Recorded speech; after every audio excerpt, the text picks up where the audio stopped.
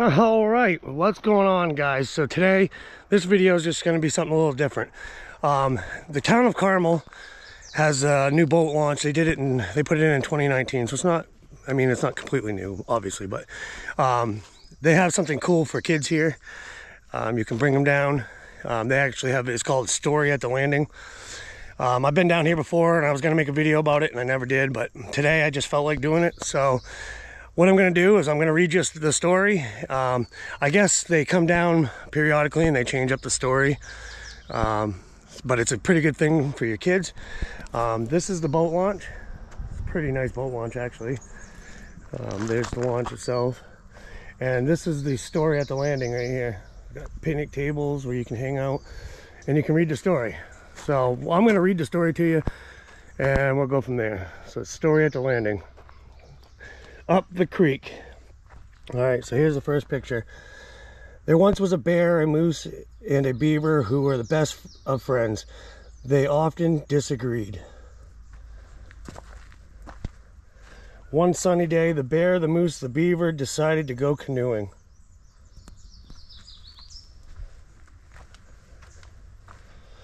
The moose wanted to steer, but so did the bear and the beaver. They all sat in the stern. With so much weight in the back of the canoe, it tipped and they ended up in the water.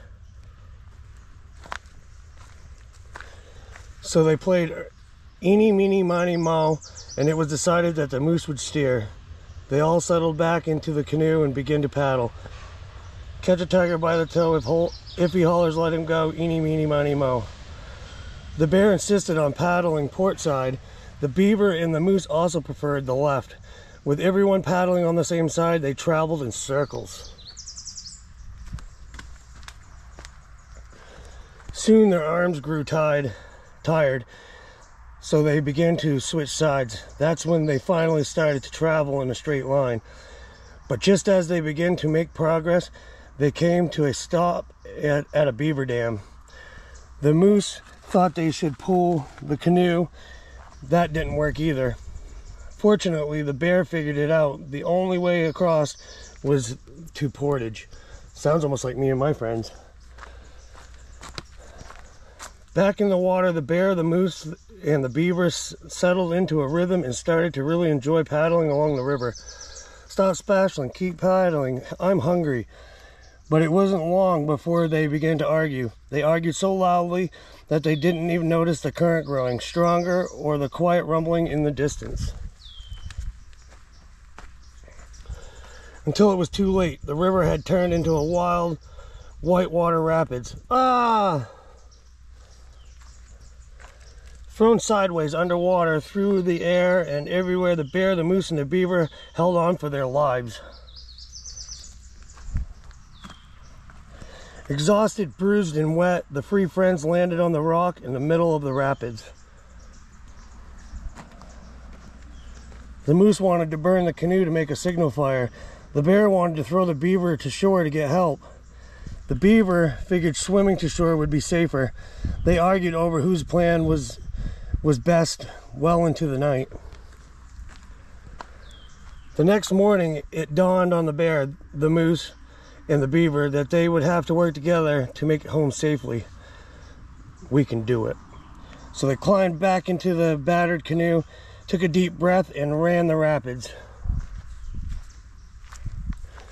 They twisted, leaped, crashed, and blasted through the water. The rapids were fierce, but the bear's powerful strokes, the moose's steady hoof, and the beaver's clever commands, they set a true clear course.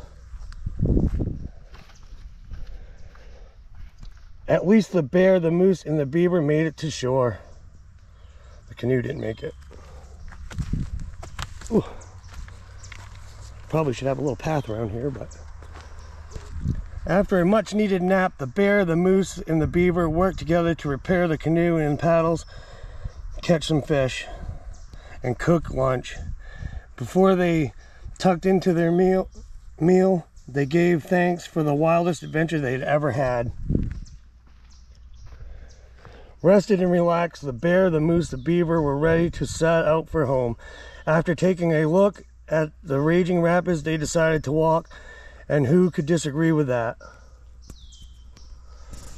And that's the story. And like I said, they change it all the time. So you can bring your kids down here for a little picnic and have a story time.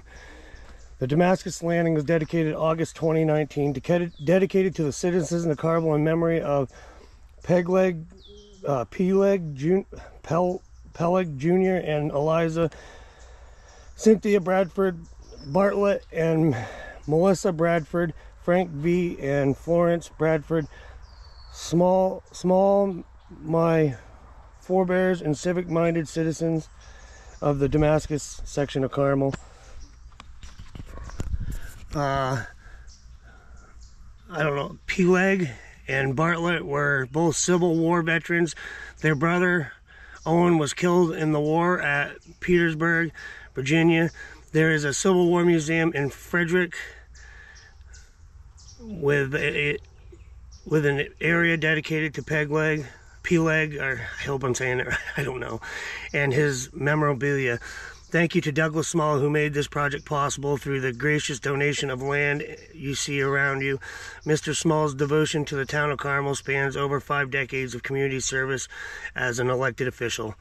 Located in the town of Carmel, the Damascus boat landing sits on the land in an area of Carmel formerly known as Damascus in the late 1800s to the early 1900s. Nearby was a train depot, schoolhouse, sawmill, and a general store. So cool, guys. I hope you liked this little video. I wanted to show you that. Bring your kids down here and enjoy this and have a picnic. Until then, enjoy the video. Keep on naturing. We'll see you next time. Peace.